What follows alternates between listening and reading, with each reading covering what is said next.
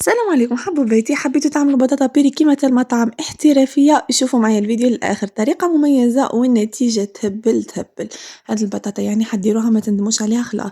واش نحتاج فيها أنا؟ أول شي حبيباتي عندي كمية من زدر دجاج، كنت قطعته دي مورسو وقليته في شوية تا زيت شوية تا زبدة. بعد ما قليته وتحمر بيان هنا ضفتلو شوية نتاع بصل وسنينة تاع ثوم رابين، وعندي أيضا قطعة تاع فلفل حار وكمية من التوابل، فلفل أسود راس الحانوت وشوية تاع ملح. الملح هنا حبيبتي حاولي ما تكثريش، يعني فقط شويه. هنا عندي ملعقة صغيرة تهريسة حليتها بشوية تاع ما، نحط كامل المكونات تاعي ونضيف لهم كي يتقلاو بيان، نضيف لهم شوية تاع ما، ماشي بزاف، قيس نص كاس هكاكا. بعد ما يغلي الماء هذاك تاعي شوية وينشف راح نضيف هنا الكريم ليكيد. الكريم ليكيد تاعك حبيبتي ضيفيها يعني عينة ميزانك حسب الكونتيتي تاع اللحم اللي حطيتيها. بعد ما نحط هذيك الكريم ليكيد نخلطها شوية نخليها تغلي، يعني جوج دقائق ولا 3 فقط ونطفي عليها النار. هنا نروح نحضر البطاطا تاعنا. واش عندي حبيبات تاع بطاطا كنت غليتهم في الماء، بعد ما قشرتهم واش راح نضيف لهم هنا؟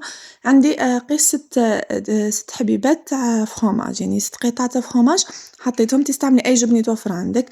هنا البطاطا تاعك لازم تضيفي لها جبن باش تجيك بنينة خلاص، باسكو مانيش حنضيف لها الحليب ومكونات واحدة أخرى، يعني هنا فقط راح نضيف لها كمية من فرomاج وشوية تاع ملح. يعني البطاطا تاعك هذيك ضيفي لها فرomاج وشوية تاع ملح وخلطيها بهذه الطريقة حتى تولي لك بهذا الشكل.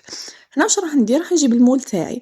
المول تاعي ديجا كنت فرشت فيه البابي كويسون، يعني القاعدة هذيك تاع المول حاولي ديريها بابي كويسون وتطلعيه شوي من الحواف.